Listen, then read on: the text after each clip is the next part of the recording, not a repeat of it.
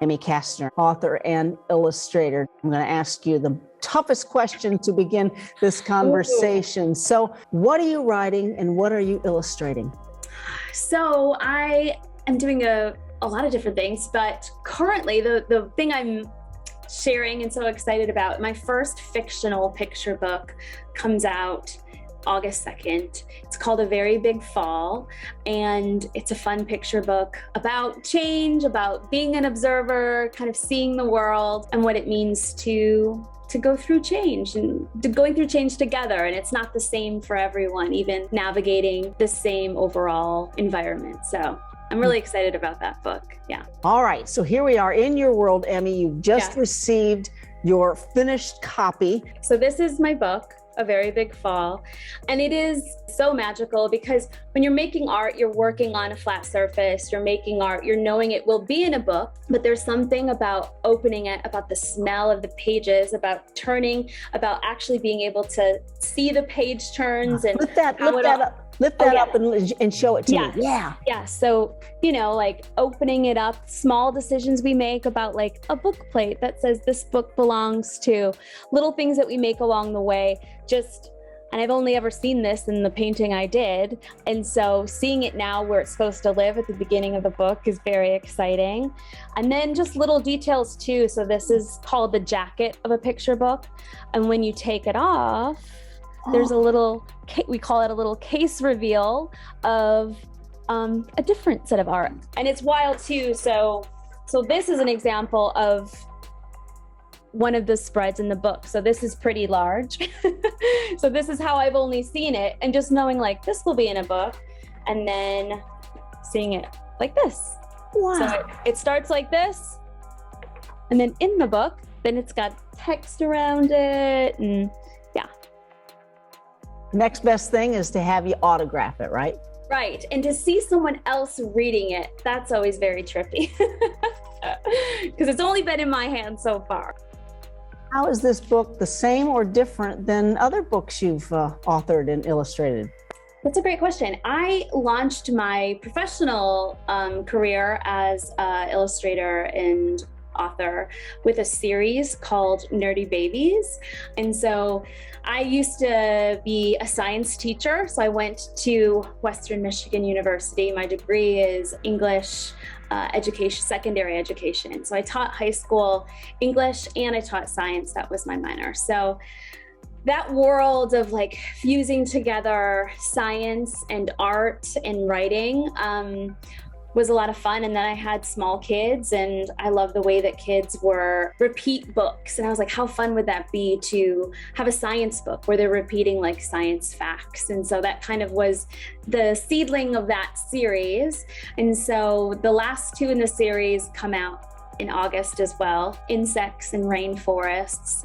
And the other books, I've one about the ocean and space and rocks and weather and transportation and dinosaurs. And so lots of fun things that it's all about being curious. And I feel like that's really at the heart of all my books. What's your medium? What are you using to make your art?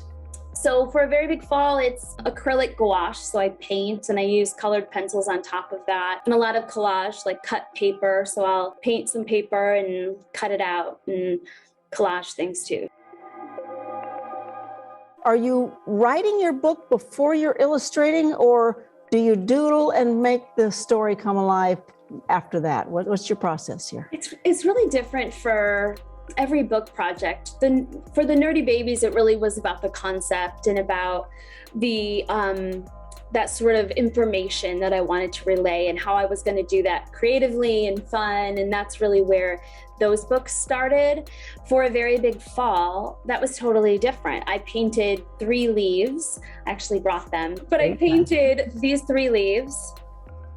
These are 2, and this is the 3rd. Those leaves have personalities. Exactly, and it just kind of dawned on me, like there's the characters of a book. So I from there was like, okay, what's their story? Okay. Name a picture book or 2 that perhaps, got you where you are today. What'd you read?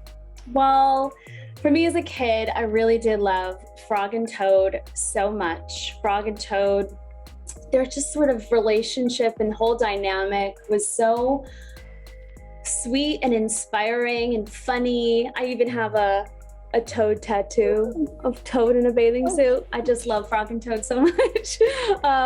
So yeah, I really love this book, Imogene's Antlers by David Small. So he is a local Michigan, very talented author and illustrator.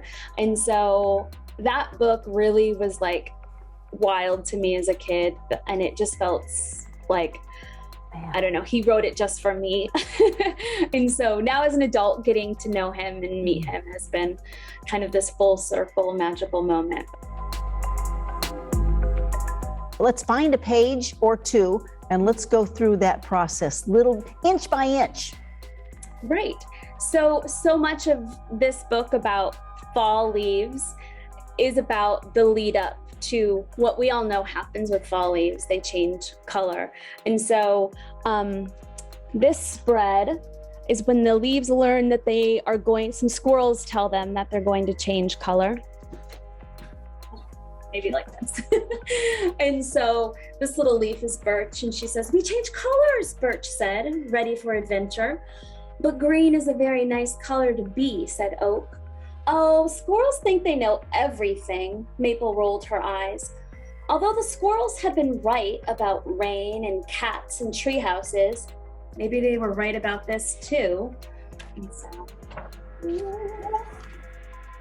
turned out Oak loved being yellow, and Birch was quite impressed with her bold new hue.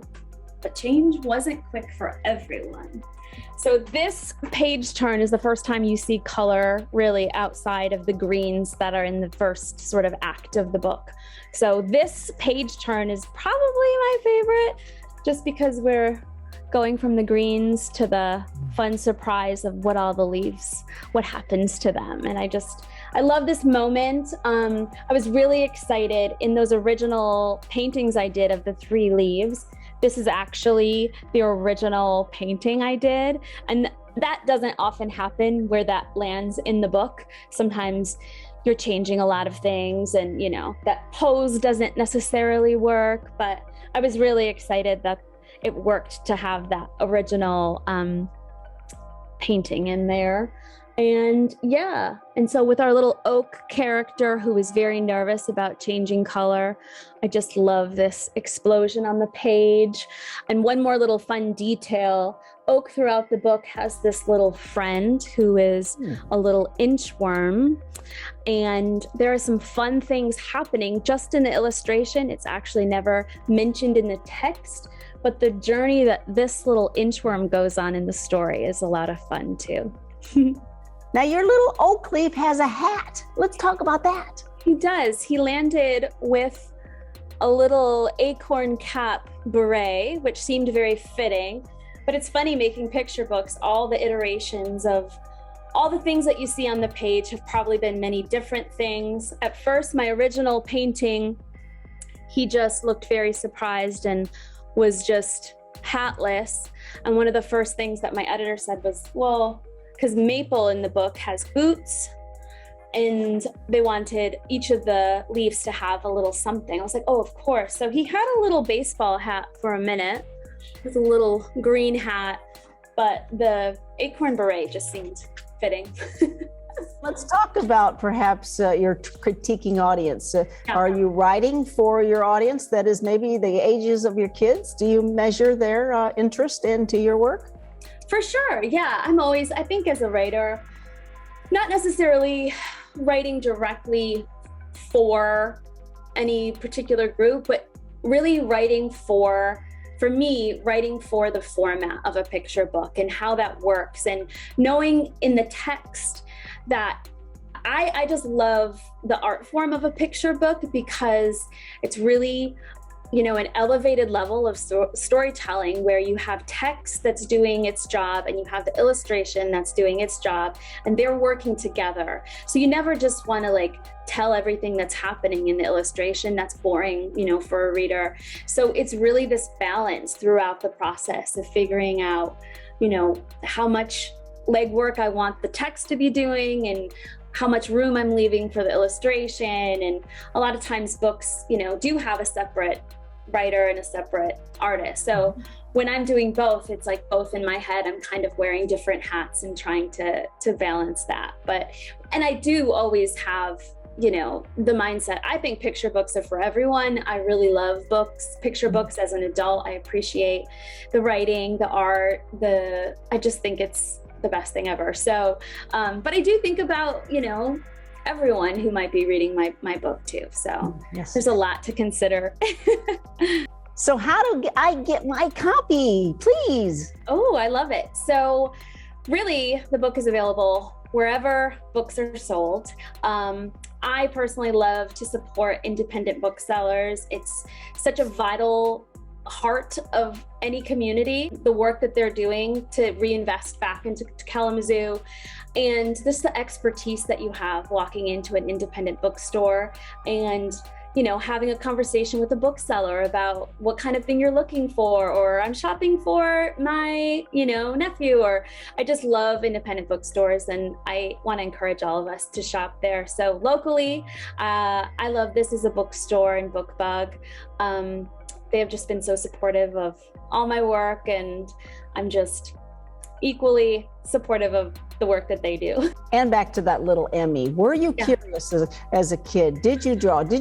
Were you brought up in an artistic family? Yeah, my parents were very observant and just saw that that's who I was. And my dad, I remember, got me like a typewriter, his old like electric typewriter. And he was like, I see that you're writing, and just kind of like slid it on the table and, you know, encouraged me to tell stories. And they were always open for being my audience, and saw that I was making a lot of art and drawing, and got me like this really beautiful like pencil set. And I still have the first like fancy pencil sharpener that my parents got me. And, you know, I just was really supported to just be creative and we lived in the middle of the woods, and I was always outside and writing, and it's always, so they've been really truly supportive. Do you remember a moment when you perhaps got permission, got a green light to move forward with this dream and passion of yours? I mean, I feel like there are several along the way that felt like, oh, this is something I can really do. Like, it's, you know, I love books. There are people making them. How does that happen kind of moment? So my 5th and 6th grade teacher was just, her focus on literacy in the classroom was just life-changing for me. Like the books that we were reading, the space that we were working in to make our own stories. I still have 2 of the anthologies on my shelf that I wrote in 5th and 6th grade that just like live here with me from her class. And it was just so inspired to be like, oh, this is something that you can really do. And and there was a opportunity to publish a poem I wrote about kindergarten. And it was this national anthology, and she encouraged me to submit.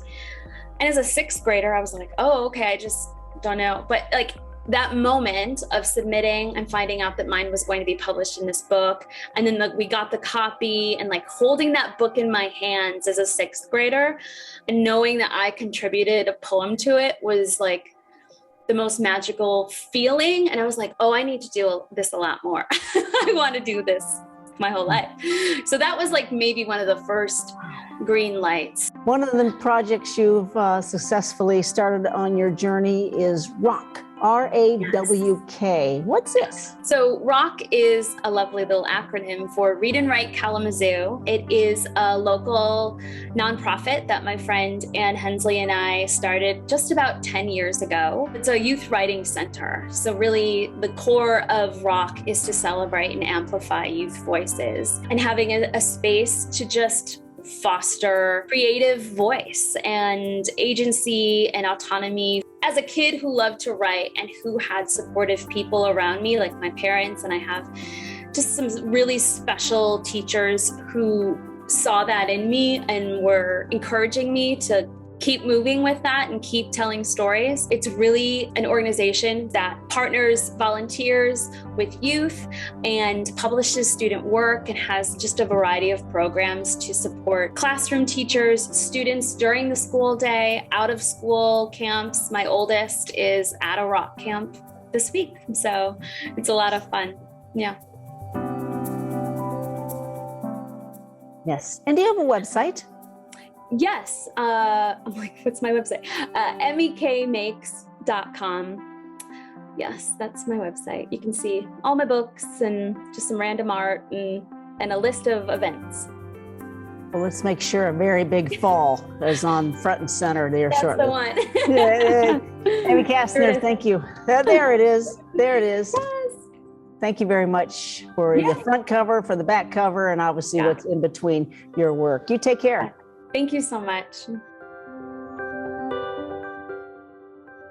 Support for Kalamazoo Lively Arts is provided by the Irving S. Gilmore Foundation, helping to build and enrich the cultural life of Greater Kalamazoo.